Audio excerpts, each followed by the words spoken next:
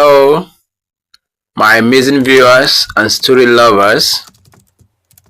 Welcome to Whispers of the Ancestors, Episode 8, The Drum Without a Skin. In the village of Ejiro, where baobab trees whisper secrets to the wind and the earth hum with stories yet untold, nestled deep within the fertile crescent of the great river, a place where time itself seems to slow to the space of a sleeping breath. There sat an object no one dared to touch, an object shrouded not in mere cloth, but in the heavy cloaks of collective memory and profound fear.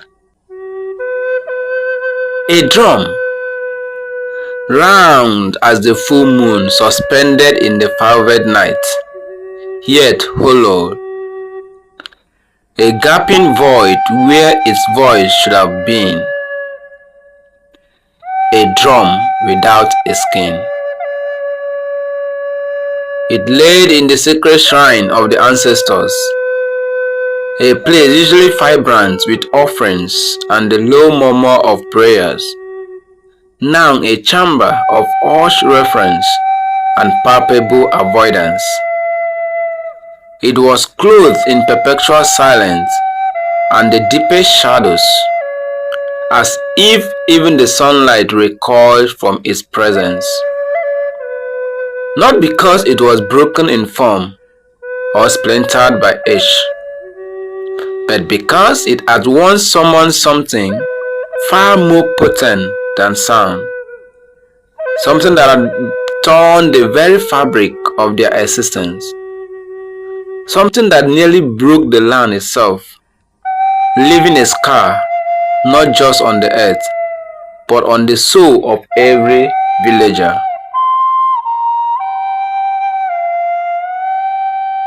They say the last time its hollow chord vibrated, thunder cracked the sky without a single cloud to herald its fury, a deafening roar that shook the foundation of every heart. Cattle, usually placid and rooted to the earth, scattered like dust before a gale, their frantic cries echoing through the valleys. The mighty river, the lifeblood of Ejiro, a constant and unwavering presence, suddenly, inexplicably, changed its course, leaving once fertile banks parched and dry, carving new, violent paths through the untouched wilderness.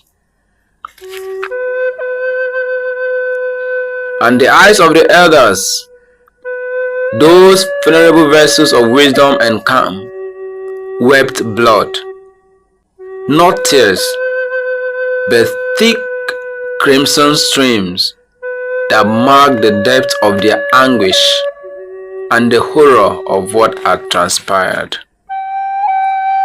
So the people, in their collective despair and desperate need for peace, sealed it away, buried it not underground, but beneath layers of fear and generational silence.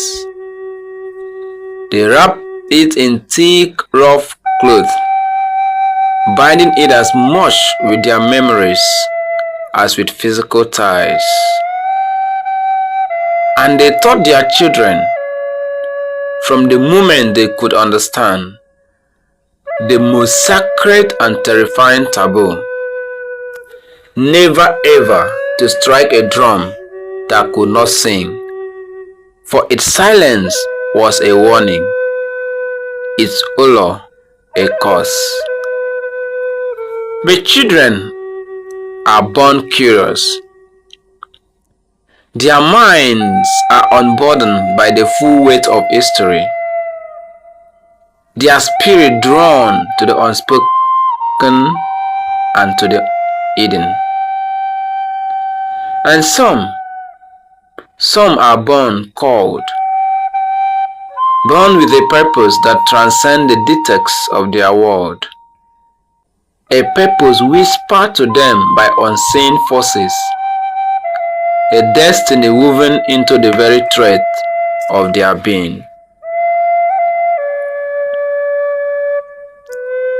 Her name was Anaru, a name that meant she who seeks peace.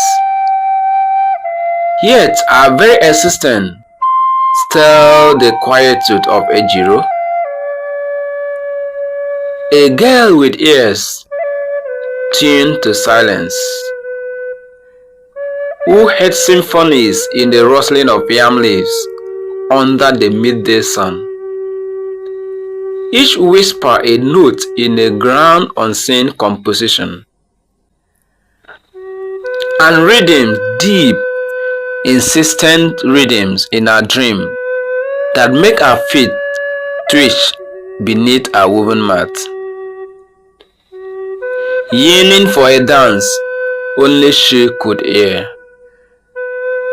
She moved with an ignorant grace, as if always on the verge of expressing an inner music. The villagers, with their cautious wisdom, said she was odd. Her eyes held an intensity that seemed to look beyond the immediate, into the very soul of things. They watched her with a mixture of apprehension and reluctant admiration. Her mother, a woman of deep faith and quiet strength, said she was chosen, a vessel for something ancient and profound, a bridge between the seen and the unseen.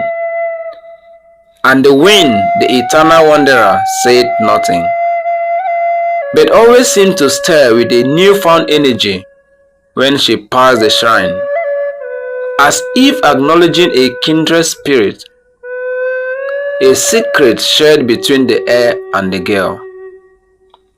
It will lift her hair, caress her cheek, and sometimes carry a faint, almost imperceptible arm that only Anaru seemed to notice.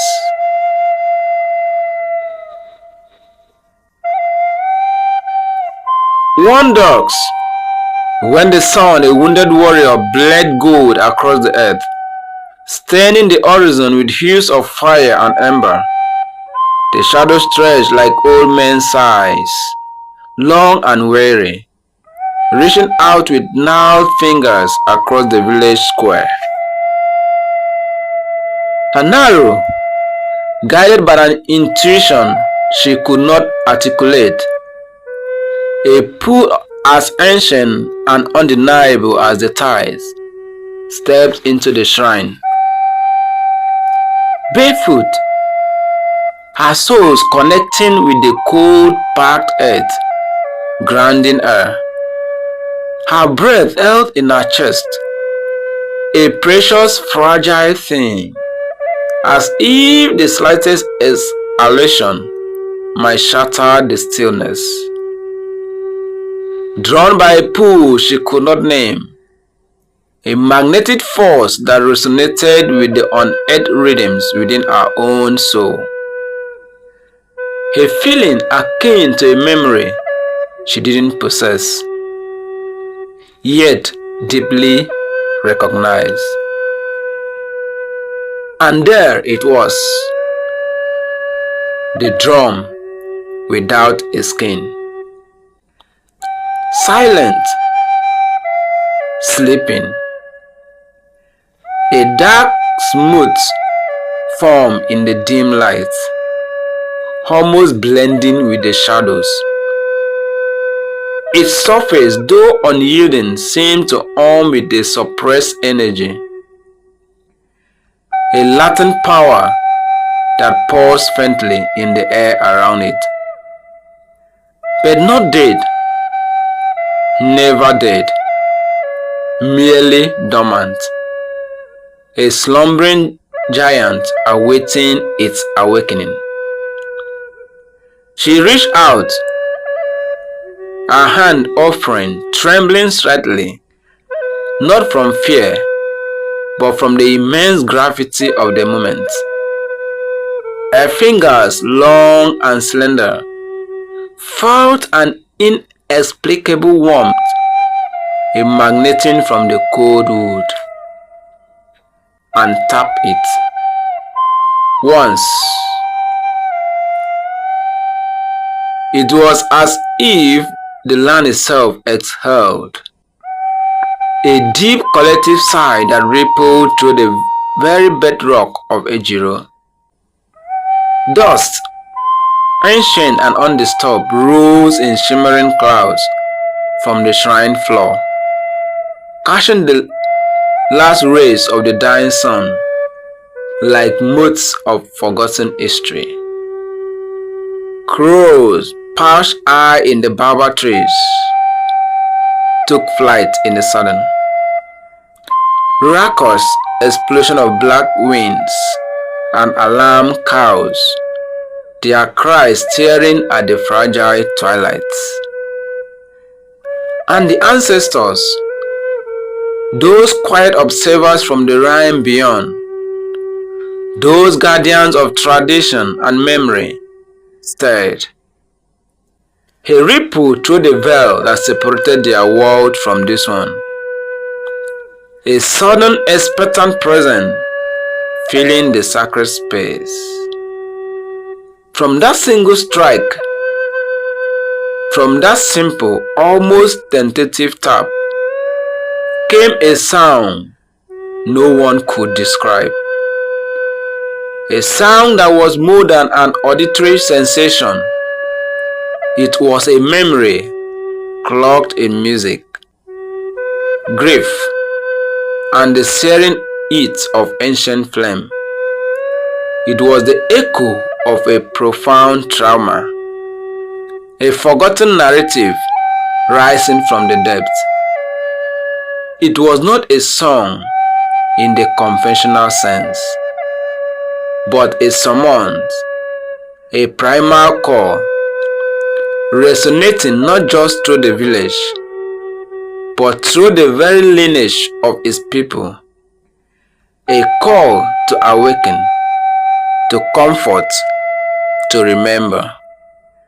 The sound, though quickly fading, had already done its work. It had pierced the thick membrane of silence, shattered the long-held quietude. The elders, their faces etched with the lines of countless seasons and the weight of untold stories, came running, not walking, but propelled by an instinctual terror, their 8 limbs moving with a surprising, desperate speed. Their eyes, usually calm, full of wisdom, were wide with a fear Anaru did not share. A fear that was born of a memory they had tried so desperately to bury. A fear that smelled of ash and old regrets.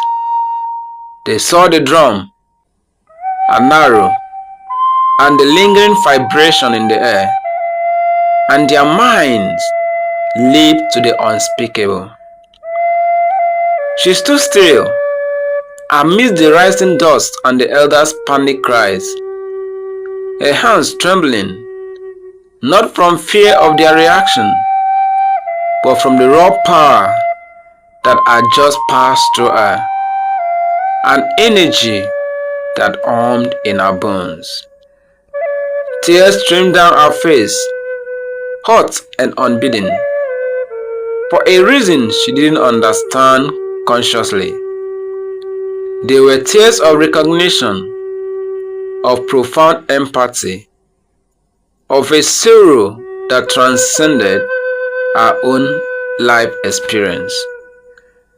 Because in that moment, in that haunting, reverberating sound, she saw what they had hidden, a vision, clear as the freshest spring water, unfolding before our inner eye. A ritual long ago, not a gentle prayer, but a desperate, forbidden ceremony, undertaken in a time of severe drought, meant to bring back the life-giving rains.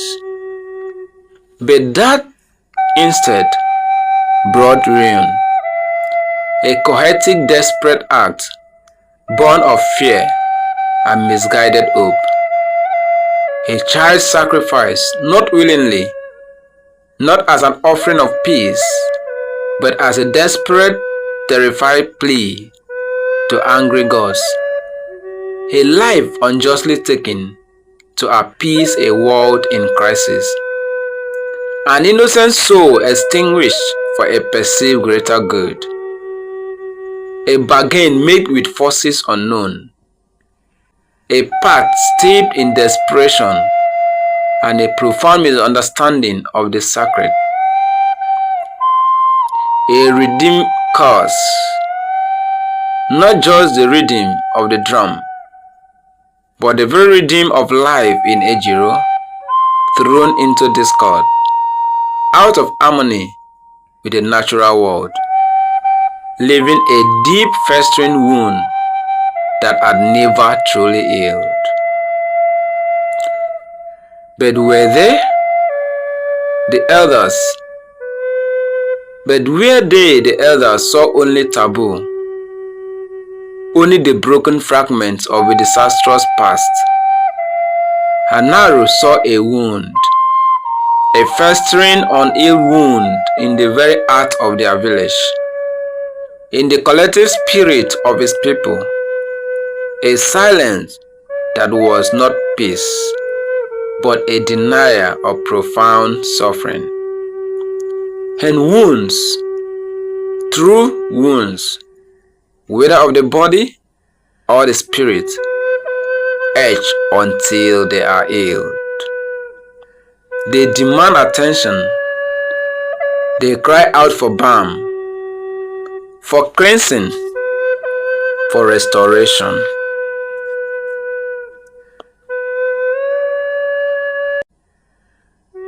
So she struck the drum again, this time not tentatively, but with purpose. Her hands, though trembling, still moved with a newfound conviction, guided by an unseen force. Not in defiance of the elders, not in rebellion against the sacred laws, but in remembrance, in a profound empathy act of recognition for the forgotten, for the silence, to acknowledge the truth that had been buried under generations of fear. She played not to summon power, not to unleash chaos, not to command the elements, but to call truth, to pull it from the shadows, to lift the veil from the hidden, to bring light to the deepest darkness, to give voice to the voiceless. And from the shadows, from the very air, from the ancient earth itself, the ancestors came, not as angry spirits, not as wrathful judges, their forms indistinct, yet their presence undeniable, but weeping, their sorrow palpable, their ethereal tears mingling with Anaru's shed lament for a long-held injustice, a burden finally being lifted. They were not vengeful, but heartbroken, their sovereign mirroring the village's own suppressed grief. For the first time in decades, a silence descended upon the village, a silence of a different kind, a silence of listening, of profound understanding. The frantic cries of the elders ceased. The whispers of fear gave way to the soft patter of rain. The village listened to the story beneath the silence, the raw, painful truth that had been suppressed for so long, to the pain beneath the taboo, the deep collective agony that had been masked by fear and superstition. They heard the child's mournful arm, saw the ritual's tragic errors, and felt the weight of their ancestors' silent suffering.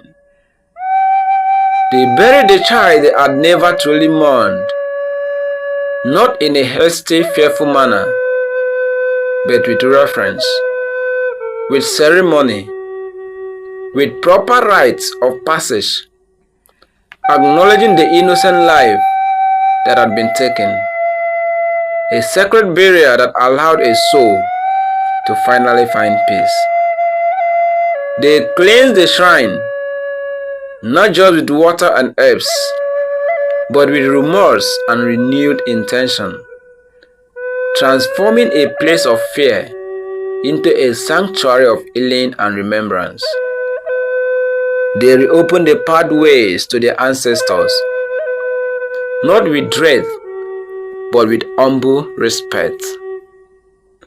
And the rains returned, not in violent storms, not in destructive torrents as they once had, but in soft, forgiving tears from the sky, a gentle, persistent shower that cleansed the air, nourished the parched earth, and washed away generations of sorrow. A true blessing, a sign of forgiveness, a renewal. The drum without a skin still sits in the shrine. It is no longer cloaked in fear, but honored and revered. And now, it sings only when needed. When truth must be remembered, when the village strays from its path, when the lesson of the past threatens to be forgotten, its voice is a reminder, a gentle guide. And Anaru, she became the village's first drumkeeper in 2 generations, not just a guardian of an instrument, but a keeper of memory, a conduit of healing. She carries the knowledge of the drum, the echoes of its past, and the promise of its future. Not because she broke a rule, not because she defied tradition with arrogance, but because she healed a rhythm long silent. She understood that some taboos are not meant to suppress, but to protect, and that sometimes true healings required facing the very thing that frightened us most. She brought the village back into harmony, not with a song of power, but with a song of truth. Some songs, born of pain and error, must be forgotten, their dissonance erased by time.